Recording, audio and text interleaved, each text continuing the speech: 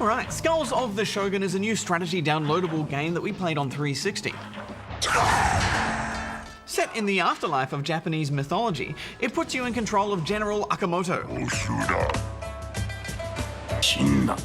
a master tactician who seeks vengeance from beyond the grave. Robbed of the chance to conquer Japan while he was alive, Akamoto has vowed to exert his rule over the land of the dead. Ooh. In ancient times, the Shogun was the military dictator of Japan. The skulls in the title refers to the way that Akamoto and his cronies can gobble up the skulls of his defeated enemies to regain health. Skulls are a valuable resource.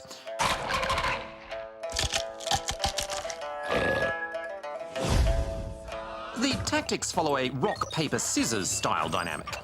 Infantry are tough but have limited range. Cavalry are weaker but have plenty of movement.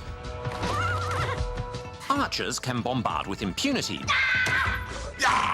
but are weak to melee attacks. Yeah, it's pretty deep, and you know, I love a bit of turn-based strategy, and I've been craving an Advance Wars game for quite a while now, and this one, while it feels very similar, there is still a lot to get used to. For starters, your units aren't locked to a grid. Unlike, say, chess, where every piece sits in its own square, you can move your samurai around in free-form fashion all willy-nilly. This makes judging distances a bit tricky. Then there's the terrain. There are cool things you can do, like hide in bamboo to reduce the enemy's chance to hit you, and you can even push your foes off cliffs. But the landscape is drawn in very broad strokes, so there aren't many chances to use the terrain to your advantage. Well, that's when your unit formations come in handy, Bajo. When any two of your units are right next to each other, a glowing spirit wall forms between them.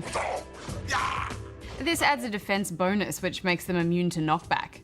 Unit placement is critical. If you snipe carefully with your archers and make a few cheeky hit-and-run attacks with your cavalry, then you can win even if you're outnumbered. Unlike, say, Advance Wars, where you can move every single unit each turn, you can only choose 5 different units to move. This makes gobbling skulls crucial, as a fully upgraded unit can move and attack twice. As you build up your forces, you can punch through the enemy faster. You get a satisfying sense of progression in every battle.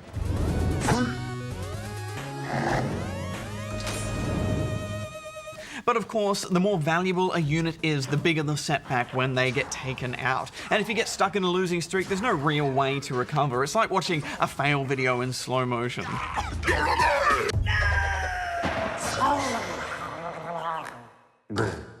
The graphics are quite cartoony, but they still get across all the info you need. And you can tell which units are damaged because their banners are torn, and zooming in and out is quite smooth as well. But if your units get bunched up, it can be hard to kind of pick them out, even on a big TV. And I imagine it would be much more difficult on a smaller device. I do really like how the game evokes some of the more eccentric aspects of Japanese mythology.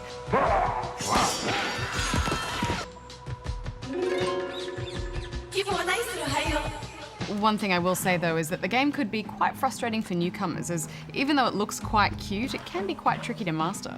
Yeah, but that's kind of what I like about it the most, Hex, because there's always some element of trial and error, something that you couldn't foresee, so you have to play the levels a couple of times to get through, you get that sense of satisfaction.